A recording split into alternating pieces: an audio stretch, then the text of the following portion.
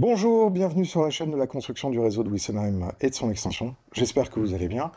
Aujourd'hui, je vais continuer le travail autour de la voie 5 et de la voie 6 et je vais vous montrer un petit peu différentes étapes tout au long de cette semaine pour pouvoir passer de l'étape structurelle à une étape un peu plus avancée en ce qui concerne la préparation pour la mise en place du décor.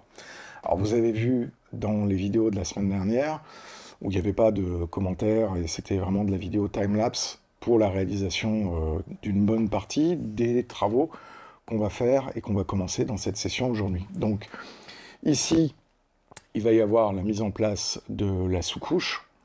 On a déjà le sol qui a été mis, mais on va préparer la mise en place de l'herbe électrostatique et la mise en place du décor sur cette partie-là. On va avoir un arbre, ici, juste là, qui va être placé, et des bosquets de végétation.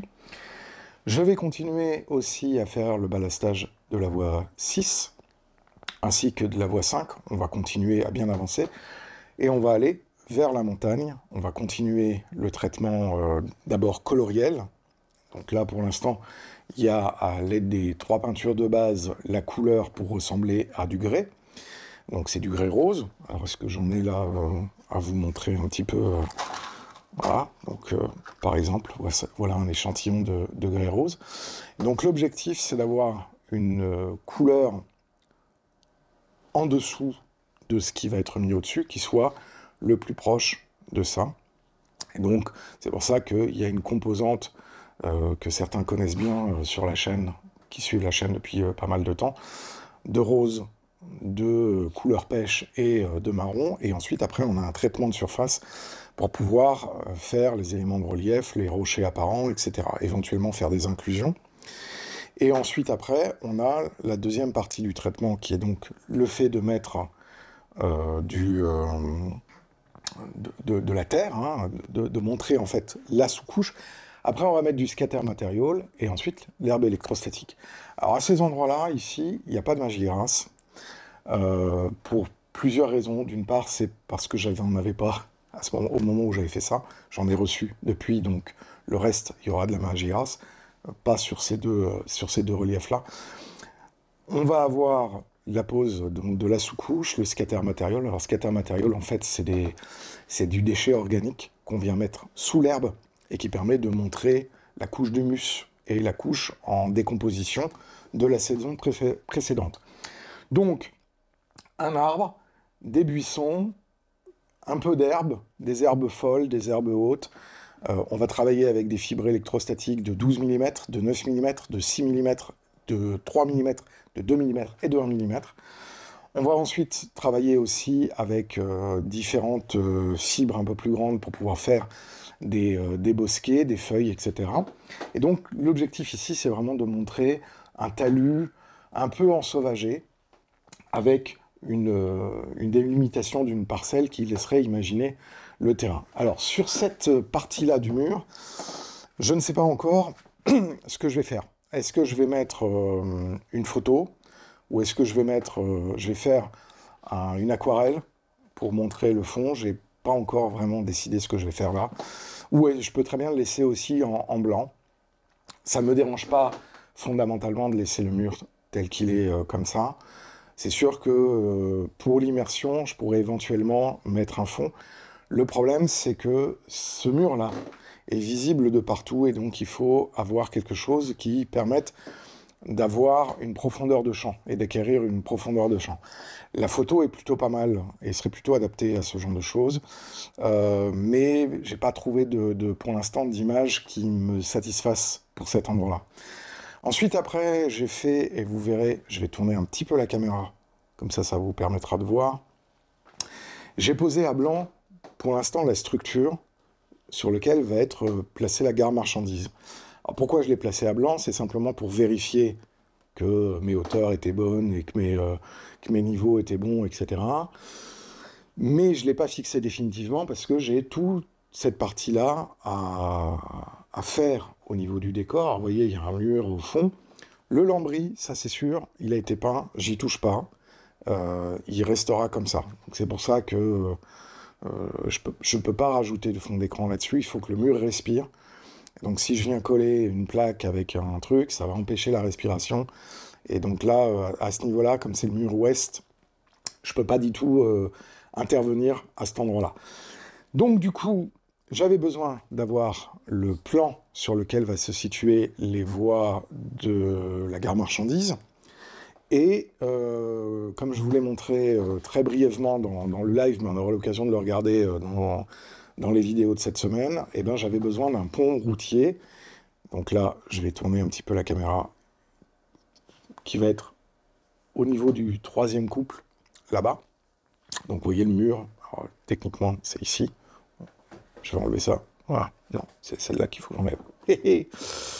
Et donc là, ici, il va y avoir un pont routier, qui est un pont routier en pente, qui va me permettre d'accéder en haut de la colline avec un tunnel routier qui passe à travers le coffrage de la cheminée. Bon, je ne fais pas de perçage, hein, évidemment. Donc il va falloir jouer un petit peu pour évoquer qu'il y a un tunnel qui passe à travers le massif, parce que de l'autre côté, là-bas, du coup, c'est un peu le bordel, mais vous voyez, et ben, là où il y a le pistolet à colle, il y a les coteaux de vigne.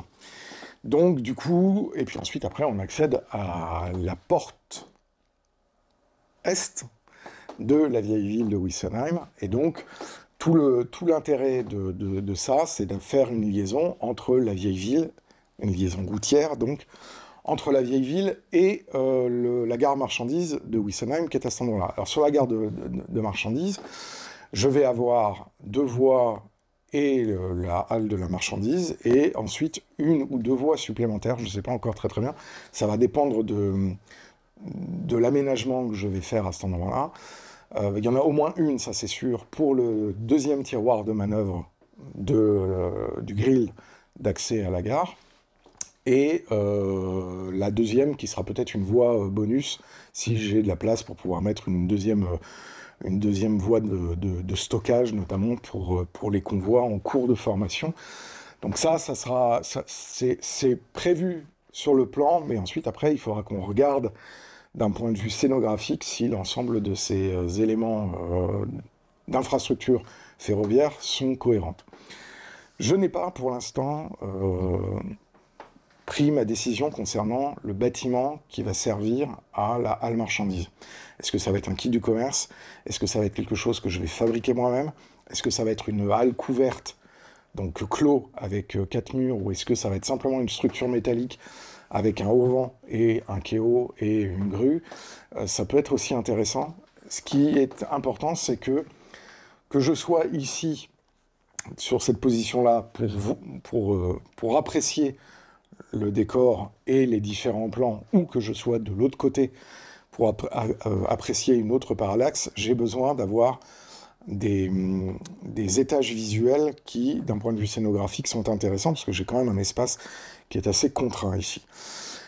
Pourquoi je commence à réfléchir un peu à cette période-là? Parce qu'en fait, moi, mon objectif, c'est de partir vers la gare, de mettre ensuite, après, comment s'appelle, la marquise, la grande marquise de Joswood, terminer les quais de la gare, pas forcément terminer la gare en elle-même, le BV pourra venir après, mais c'est d'avancer comme ça, au fur et à mesure, de faire le fond qui ensuite après sera difficilement accessible, de faire la gare marchandise et de poser ensuite au fur et à mesure les quais courbes de la gare et le raccord avec le grill, le module grill, qui doit, avant de pouvoir être placé définitivement, être équipé des moteurs d'aiguillage. Donc, ce qui va venir dans les prochaines semaines, ça va être plusieurs chantiers.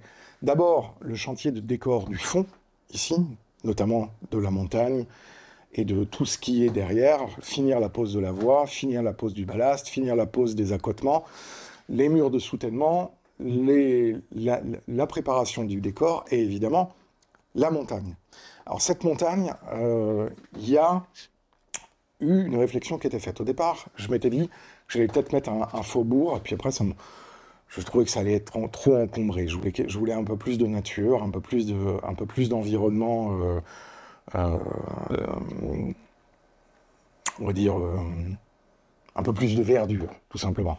Un peu moins de béton, voilà. Parce que j'ai quand même une grosse structure au niveau de la gare. j'ai une grosse implantation ferroviaire, donc je me suis dit qu'un petit coin de nature, à cet endroit-là, visuellement, ça allait être beaucoup plus catchy. Maintenant, il y a une réflexion qui est très importante au niveau de la façon dont je vais équiper cette montagne de nature. Alors là, il y a plusieurs choses. Au niveau de la végétation, on peut faire une masse. Ça, c'est la première possibilité. Donc, c'est-à-dire, en gros, attacher au flanc de la montagne des volumes, et puis ensuite, au-dessus, venir mettre comment s'appelle, du tissage, enfin du flocage tissé, et montrer des boules de végétation. Mais ça, je trouve ça un petit peu dommage. Je trouve ça un petit peu dommage, ça c'est la première possibilité. Je vous expliquerai après pourquoi je trouve ça un peu dommage. La deuxième possibilité, c'est de se dire, je vais traiter une forêt, mais je vais traiter avec des arbres individuels. Alors là, par contre, c'est beaucoup plus de travail, parce qu'effectivement, sur une superficie comme ça, il y a au moins une quarantaine d'arbres. Là, pour avoir un effet de forêt qui soit réaliste. Alors effectivement, c'est plus loin à faire que quand on fait des masses avec comment ça s'appelle, je me souviens plus. Avec des clusters de foliage, donc ce genre de matériaux, là, comme ça, que je vous montre, hein, qui permet de faire de la masse, et puis bah, on vient mettre de la masse, et puis ensuite après on vient améliorer la vision de ces clusters en rajoutant des feuilles, des machins, etc. Enfin, des détails de végétation. Le problème de ça, c'est que du coup, ça fait une masse très très compacte. C'est très très bien quand on est loin. Mais là, je suis pas loin. Vous voyez, là, la longueur de mon bras, j'arrive à la moitié. Hein, donc j'ai moins de 1 mètre, moins de 2 mètres, pour être simple. Et donc du coup, si je fais des clusters de végétation, comme on pourrait le faire, je perds la profondeur de champ et la possibilité de traiter des sous-bois. C'est-à-dire, effectivement, avec une végétation qui est un peu plus en hauteur et une transparence qui me permet de voir le relief et éventuellement faire comment ça s'appelle, une mise en situation qui soit scénographiquement un peu plus intéressante que de faire une grande masse de clusters, donc de bosquets qui représentent en fait le haut de la canopée visible de très très loin. En termes de scénographie, c'est l'une des raisons pour laquelle la première solution me plaît moins. Mais du coup, la deuxième solution, il y a pas mal de choses à devoir traiter, parce que j'ai mes perspectives du coup à devoir gérer, et donc la hauteur relative des arbres, parce que effectivement, si je traite, par exemple, une forêt comme j'ai pu le faire autour du crack de Génère de l'autre côté, avec des mélèzes, eh ben, j'ai besoin d'avoir un certain nombre de mélèzes et de voir un petit peu par rapport à la hauteur relative, parce que si je mets des mélèzes de 14 cm de haut, donc les grands mélèzes, qui permettent de voir, avec notamment les sous-bois, c'est-à-dire les parties où les troncs n'ont pas de branches, parce qu'ils sont rangés en d'oignons, et du coup, ça permet de faire un sous-bois. Comme j'ai déjà une pente et une hauteur qui est assez importante, si je rajoute 14 cm, je vais arriver quasiment à la moitié, un peu plus de la moitié, un peu moins de la moitié, ici à peu près à ce niveau-là. Et ça va être beaucoup trop haut visuellement. Donc il faut trouver, par rapport à la taille des arbres, le bon compromis aussi par rapport à mes parallaxes de vue. Parce qu'effectivement, ça demande de faire une étude un peu plus importante sur les différents points de vue du spectateur, et donc avoir une réflexion sur, effectivement, la hauteur des arbres, sachant que quand on regarde, par exemple, ce que j'avais fait sur le ballon de Somniculus, que j'ai commencé sur le ballon de Somniculus, ou autour du crack de Génère en ruine, et ben là, effectivement, si je veux réutiliser la même méthode, je vais avoir un très grand nombre d'arbres. Et donc la question, évidemment, c'est comment je vais envisager ces arbres. Est-ce que je les envisage en les faisant manuellement? Comment je les fais manuellement? Quel type d'arbre je vais mettre? Est-ce que je fais comme de l'autre côté, je garde la même configuration, c'est-à-dire de faire des mélèzes et des résineux, ou est-ce que, au contraire, je fais une forêt de feuillus? Le problème de la forêt de feuillus, c'est qu'on va très très vite se rapprocher de la notion de cluster, c'est-à-dire de boule. Et donc du coup, faire du sous-bois sur du feuillu, ça demande un travail un peu plus conséquent.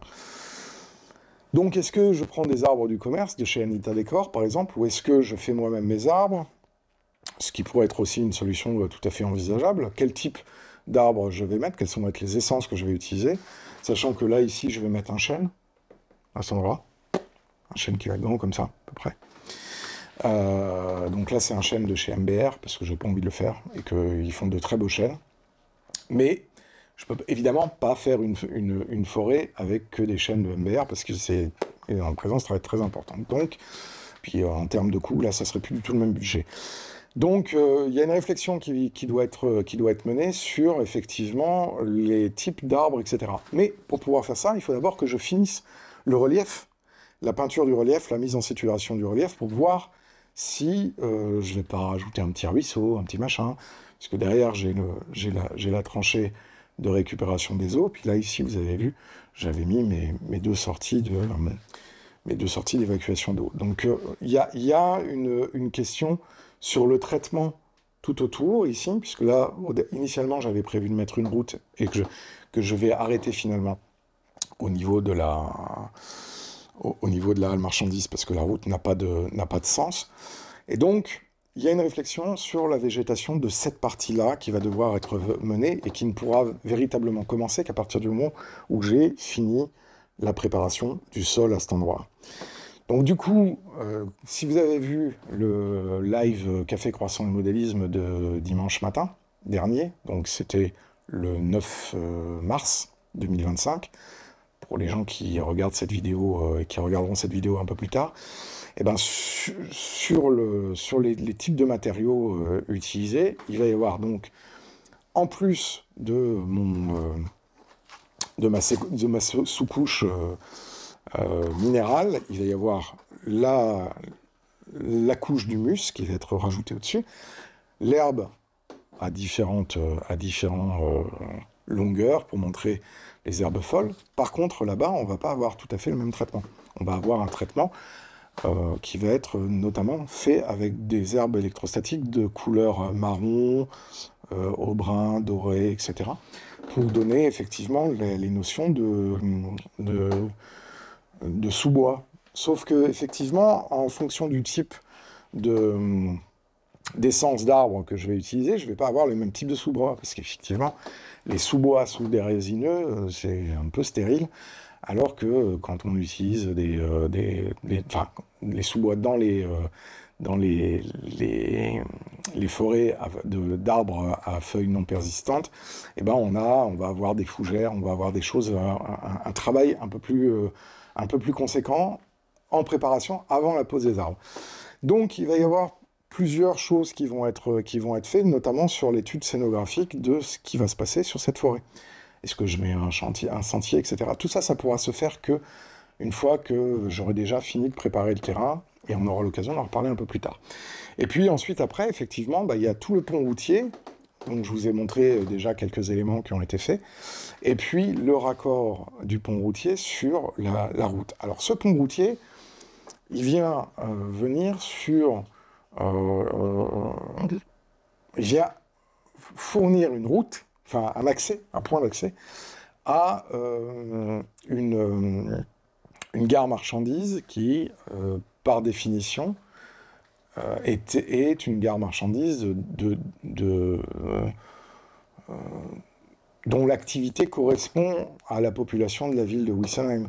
On n'est pas sur une énorme ville, donc on n'est pas sur un centre d'activité énorme. Donc du coup, les camions qui vont être amenés à circuler pour venir faire la desserte locale, finalement, c'est pas des 38 tonnes, quoi. Donc, en tout cas, au regard de l'époque du réseau de Wessenheim, la route peut se permettre d'être peut-être un peu plus étroite et un peu plus sinueuse, parce que effectivement, moi je verrais bien les petits camions Citroën là, des années 50 ou des choses comme ça, ou des berliers, enfin des camions un peu plus rustiques que ce qu'on pouvait trouver plus tard, Donc, de par le départ du bâtiment, on va avoir une route qui va être en montée, qui va arriver sur le pont métallique routier, qui va ensuite aborder les coteaux de vigne, etc.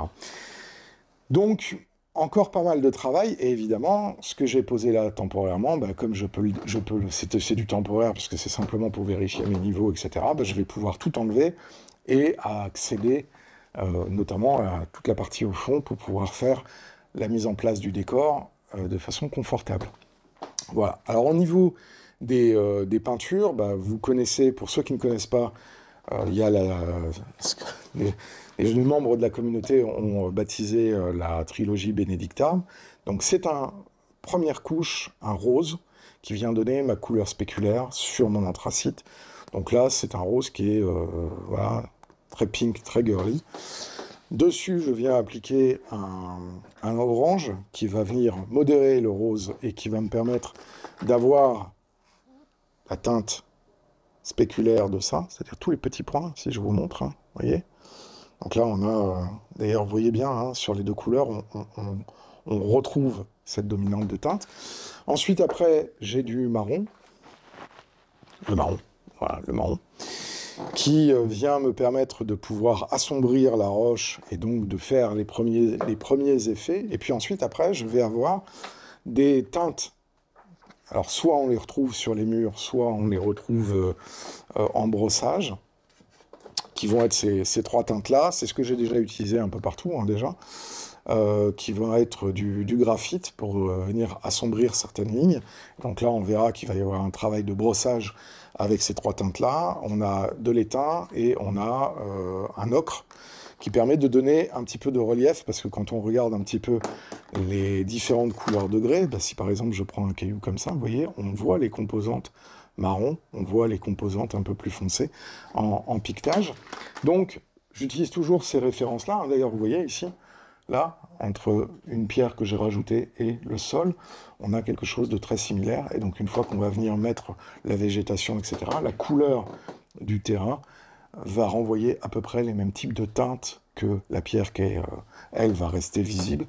Et donc, c'est ça l'intérêt de ces peintures. Ensuite, après, une fois qu'on a fait tous ces brossages, on vient appliquer un jus, alors là, qui est de cette teinte-là, et qui me permet de venir rattraper la chromie pour obtenir quelque chose très très proche. Et là, une fois qu'on a fait ça, on a fini la préparation du terrain. Parce qu'il y a une chose qu'il ne faut jamais faire quand on fait du décor, c'est se dire « je pose de l'herbe, donc je peins en vert ». Ça, c'est le pire des trucs que vous pouvez faire. C'est pas beau, ça vous donne pas les bonnes teintes et les bons aspects visuels. Et quand vous regardez des espaces herbeux, vous n'avez jamais une densité égale. Et dans la nature, on n'a jamais de choses qui sont faites de façon mécanique et égale. C'est très très rare, sauf quand l'homme intervient.